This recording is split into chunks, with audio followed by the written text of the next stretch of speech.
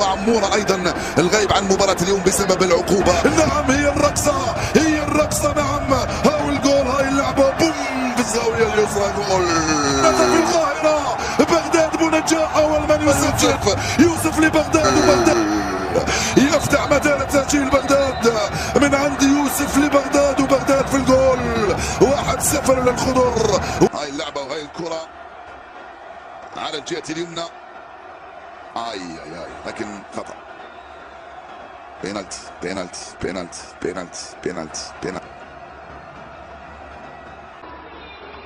هنا نشوف القوة تاع اللاعبين الجزائريين والقدرة على لا دخلت في الأول والقدرة على العودة. ما بقولوا